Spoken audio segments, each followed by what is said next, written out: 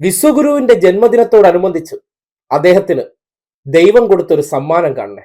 ദൈവത്തിന്റെ സ്വന്തം ആളായിട്ടുള്ള ദൈവസമാനരായിട്ട് സംഘികൾ കാണുന്ന അദ്ദേഹത്തിന് എന്തൊക്കെയോ ദിവ്യമായ സവിശേഷതകൾ ഉണ്ടെന്ന് പറയുന്ന വ്യക്തിയുടെ ജന്മദിനത്തിൽ ഈ ദൃശ്യം നോക്കി. ഉത്തരാഖണ്ഡിലെ മിന്നൽ പ്രണയത്തിൽ 15 പേർക്ക് ജീവൻ നഷ്ടമായതായി അധികൃതർ. 16 പേരെ ഇതുവരെ കണ്ടെത്താനായിട്ടില്ല.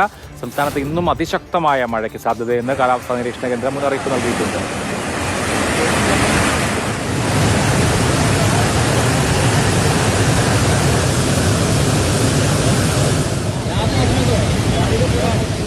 ഉത്തരാഖണ്ഡ് BJP ഭരിക്കുന്ന ഇടം കൂടിയാണ്. പ്രളയം 15 പേർക്ക് ജീവൻ നഷ്ടമായി. ദൈവം നേരിട്ട് ഇത്രയും വലിയ ദൈവീകതയുള്ള മനുഷ്യന് കൊടുത്ത സമ്മാനമാണ്. മാൻഡ്രേക്ക് ആരാണെന്ന് ഒന്ന് വിലയിരുത്താനുള്ള അവസരമാണ്. എന്തിലും ഏതിലും സംഘികൾ ബാക്കിയുള്ളവരുടെ നെഗറ്റീവ് ചെകഞ്ഞ് അവരെ അപഹസിക്കുമ്പോൾ സ്വാഭാവികമായിട്ടും ഈ നാടിന്റെ ജനങ്ങൾക്ക് മുന്നിൽ ഇത്തരം ഉദാഹരണങ്ങൾ കൂടി കാട്ടിക്കൊടുക്കേണ്ടതുണ്ട്. ഏറെ ദിവ്യത്വമുള്ള വ്യക്തിയുടെ ജന്മദിനത്തോടനുബന്ധിച്ച് ഈ നാട്ടിലെ ജനങ്ങൾ മുഴുവൻ ദുരിതത്തിലാണ്. അദ്ദേഹത്തിന്റെ സൽഭരണത്തിൽപ്പെട്ട് ഈ നാട്ടിലെ ദരിദ്രന്മാർ ദരിദ്ര നാരായണന്മാരായി മാറി. പട്ടിണിയുടെ ഇൻഡെക്സിൽ ഇന്ത്യ അയൽ രാജ്യങ്ങളെക്കാൾ പുറകിലെത്തിയ സാഹചര്യം. തൊഴിലില്ലായ്മയിൽ ദിവ്യശക്തി കൊണ്ട് ലോകത്താകമാനം ഏറ്റവും കൂടുതൽ അൺഎംപ്ലോയ്മെന്റ് അല്ലെങ്കിൽ തൊഴിലില്ലായ്മ നേരിടുന്ന രാജ്യം.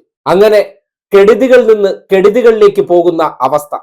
എന്നിട്ട് PR തള്ളലുകളും വിദേശ രാജ്യത്തെ ഫോട്ടോഷൂട്ടുകളും കൊണ്ട് ഇവിടത്തെ പട്ടിണിക്കാരുടെ പട്ടിണി മാറ്റിയതായിട്ടോ അല്ലെങ്കിൽ ഭരണ മികവെന്ന് പറഞ്ഞാൽ ദാരിദ്ര്യ അവസ്ഥയിൽ നിന്ന് രാജ്യത്തെ പുരോഗതിയിലേക്ക് ഉയർത്തുന്നതായിരിക്കണം.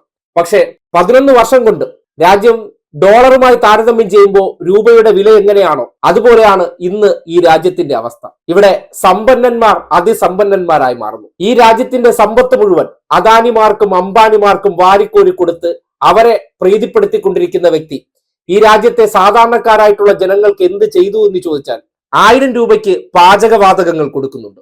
110 രൂപ അടുപ്പിച്ച് പെട്രോളും ഡീസലും കൊടുക്കുന്നുണ്ട്. കേരളം പോലൊരു നാട്ടിൽ നോക്കുകയാണെങ്കിൽ ദുരന്തങ്ങൾ ഉണ്ടായിക്കഴിഞ്ഞാൽ ഈ നാട്ടിൽ നിന്ന് പിരിച്ചു കൊണ്ടുപോകുന്ന നികുതി പോലും വയനാട് ദുരന്തമുണ്ടായവർക്ക് 10 പൈസ ഇതുവരെ സഹായമായി കൊടുത്തിട്ടില്ല.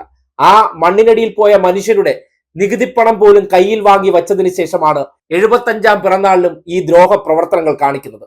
ഉത്തരാഖണ്ഡ് ഉൾപ്പെടെയുള്ള ഇടങ്ങളിൽ മിന്നൽ പ്രളയം വരുത്തുന്നത് ദൈവം പോലും അയാളുടെ ഭരണത്തിൽ എത്രമാത്രം അസംതൃപ്തനാണ് എന്നതിന്റെ തെളിവാണ്. ഈ രാജ്യത്തെ സാധാരണക്കാരായിട്ടുള്ള ജനങ്ങൾക്ക് ഒരു ഗുണവുമില്ലാതെ ആ ജനങ്ങളെ പട്ടിണിയിൽ നിന്ന് അറുപട്ടിണിയിലേക്ക് തള്ളിവിട്ട ഒരു ഭരണകർത്താവ്. ആ ഭരണകർത്താവിന്റെ ഫോട്ടോഷൂട്ട് പ്രവർത്തികൾക്കപ്പുറം അദ്ദേഹം ചെയ്യുന്ന നന്മയുള്ള ഒരു പ്രവർത്തനങ്ങൾ ഇല്ലാത്തത് കൊണ്ടാണ് ജന്മദിനത്തിൽ ഈ നാട്ടിൽ ദൈവകോപം തന്നെ ഉണ്ടാകുന്നത്. BJP ഭരിക്കുന്ന നാട്ടിൽ 15ഓളം പേർക്ക് ജീവൻ നഷ്ടമാകുകയും 16 പേരെ കാണാതായിട്ടുണ്ടെങ്കിൽ എത്ര വലിയ ദിവ്യത്വമുള്ള സമ്മാനമാണ് ദൈവം കൊടുത്തിരിക്കുന്നതെന്ന് നോക്കൂ. എന്നിട്ട് നിങ്ങൾ തന്നെ വിലയിരുത്തൂ. ഒരാളുടെ ജന്മദിനത്തിൽ ഇങ്ങനെയൊക്കെ രാജ്യത്ത് അഹിതങ്ങൾ സംഭവിക്കുന്നുണ്ടെങ്കിൽ അയാൾ എത്രമാത്രം ദൈവത്തിന് പോലും പ്രിയപ്പെട്ടവനല്ല എന്നുള്ള കാര്യം.